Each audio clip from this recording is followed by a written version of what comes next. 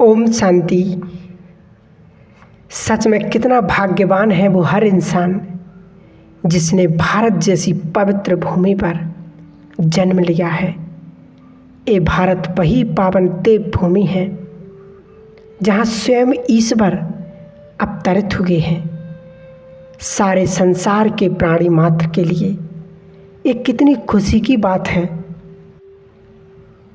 इसलिए कह रहे हैं क्योंकि यह परिवर्तन कोई विनाश नहीं है, सिर्फ एक ट्रांजिशन है। परिवर्तन की इस प्रक्रिया में प्रकृति के पांचों तत्व अब सतो प्रधान और सुखदायी बन जाएंगे। उसके बाद ये बीमारियां और प्राकृतिक आपदाएं सदा काल के लिए समाप्त हो जाएंगी। साथ ही इस सृष्टि पर रहने वाले सभी जीव, उसमें भी खासकर मानव जाति, सभी विकारों से, बुराइयों से पूर्णतः मुक्त हो जाएंगी। बस यहीं से एक नई दुनिया, एक नए युग की, एक सुखमय संसार की शुरुआत हो गई। लेकिन यह परिवर्तन कैसे होगा और कब होगा, आज हम सृष्टि के आदिकाल से लेकर अंत काल तक के सारे राज इस क्लास में सुनेंगे। तो चलिए, आज से 5000 वर्ष पहले जब इस सृष्टि पर स्वर्णिम युग था तो उस समय केवल एक भारत देश ही था, दूसरा और कोई देश नहीं था।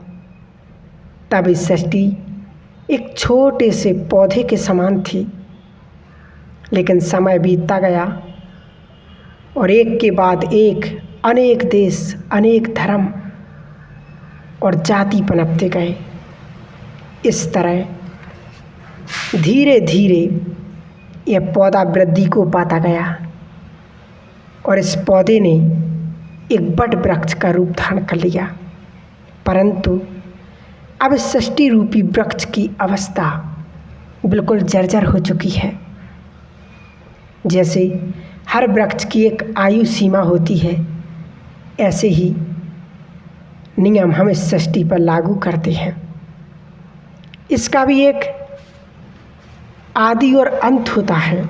लेकिन विशेष बात यह है कि भारत सदा सेफ रहता है, इसका कभी अंत नहीं होता। जैसे ही संसार का पतन होने लगा तो और मानव विकारों के अति में चला जाता है, तब इस सृष्टि पर एक ऐसा परिवर्तन होता है जो फिर से भारत सोने की चिड़िया बन जाता है। वही स्वर्णिम युग आ जाता है। यह एक साइकिल है, एक चक्र है जो इस सृष्टि पर चलता है। इसको हम ऐसे भी समझ सकते हैं जैसे 24 घंटे में दिन और रात का एक चक्र पूरा होता है। हर रोज़ सुबह होती, फिर हर रोज़ शाम और उसके बाद रात। लेकिन रात के बाद पुनः सवेरा जरूर होता है। ठीक ऐसे ही सृष्टि पर भी बेहद का चक्र चल रहा है जो हर 5000 वर्ष में फिर से रिपीट होता है। यह सृष्टि चक्र एक समान चक्र हिस्सों में विभाजित सतयुग, त्रेता, द्वापर और कलयुग। कलयुग के बाद फिर से सतयुग आता है। बिल्कुल वैसे ही जैसे रात के बाद दिन आता। कहते हैं ना, समय कभी रुकता नहीं। सतयुग से चलते चलते इस घड़ी की सुई आज यहाँ तक आ पहुँची है। कलयुग के बाद इस अंत समय में जब सृष्टि पर घोर अत्याचार, भ्रष्टाचार बढ़ जाता है, अति धर्म गिलानी हो जाती है, तब इस कलयुग को सतयुग में परिवर्तन करने के लिए उस परम शक्ति, परम पिता परमात्मा को धरती पर आना पड़ता है। क्योंकि महापरिवर्तन का ये कार्य कोई साधारण व्यक्ति नहीं कर सकता।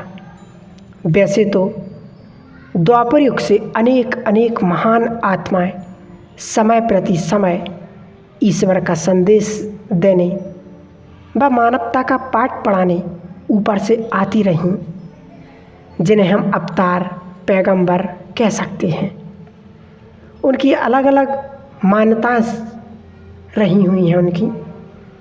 धीरे धीरे इस धरती पर अनेक धर्म स्थापन होते गए, लेकिन धर्म भले ही स्थापन हुए परंतु संसार का पतन लगातार होता रहा। इसलिए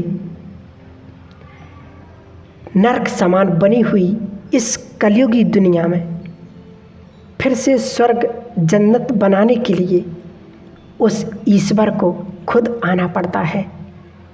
तभी तो उनको खुदा भी कहते हैं। कलयुग की इस अंतिम घड़ी को कुछ लोग विनाश काल भी कह सकते हैं और कहते भी हैं, लेकिन हम इसको परिवर्तन का समय कहें तो बेहतर रहेगा।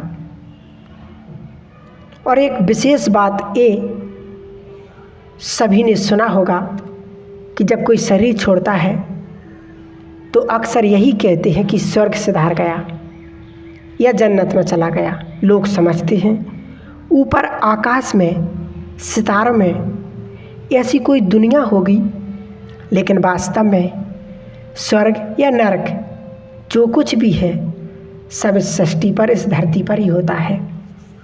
इस सारे नाम जो बताए हैं कलयुग के, नरक, हेल, क्योंकि यहाँ सब दुखी हैं और सतयुग में है अपार सुख, इसलिए उसको स्वर्ग, जन्नत, हेवन या पैराडाइज कहते हैं। अब ये धरा फिर से वही दुनिया बनने वाली है जहाँ सुख होगा, शांति होगी और सभी प्राणी मात्र का अत्यधिक प्रेम होगा।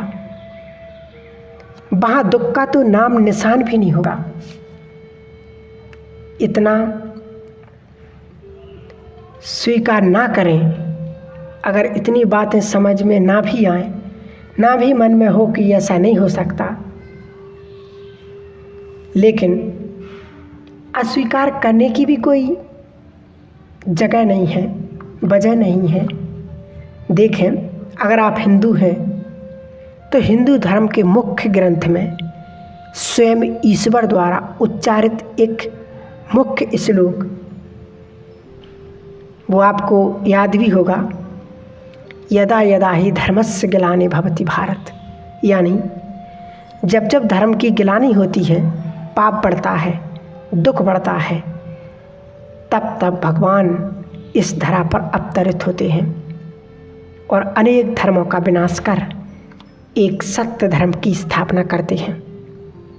यदि आप मुस्लिम हैं तो कुरान में देख लीजिए, उसमें भी कितना स्पष्ट लिखा हुआ है कि जब क़यामत का समय आएगा तो अल्लाह स्वयं आकर सभी धर्मों को जो कब्र दाखिल हैं उन्हें निकालेगा और उनके कर्मों का हिसाब लेगा। जिन्होंने अच्छे कर्म किए होंगे उनको अपने साथ जन्नत में ले जाएगा। क्या आपको नहीं लगता यह वही महाभारत, वास्तव में वही महाभारत का समय चल रहा है? कितनी धर्म गिलानी हो गई है। खुद ही विचार कीजिए कि ऐसा कोई पाप कर्म आज शेष रह गया है या इससे भी ज़्यादा कुछ और होना है? बताइए, अगर ऐसे समय में भी भगवान नहीं आएंगे तो फिर कब आएंगे? सच तो ये है कि वो धरा पर आया हुआ है और अपना सृष्टि परिवर्तन का कार्य भी गुप्त रीति से कर रहा है। उसको पहचान कीजिए। चलिए अब आते हैं हम सबसे मुख्य विषय पर। अब हम जानेंगे कि भाई ईश्वर कौन है, कैसा है, कहाँ आया हुआ है। वास्तव में वह जो परम सत्ता है वो निराकार है, अजन्मा है।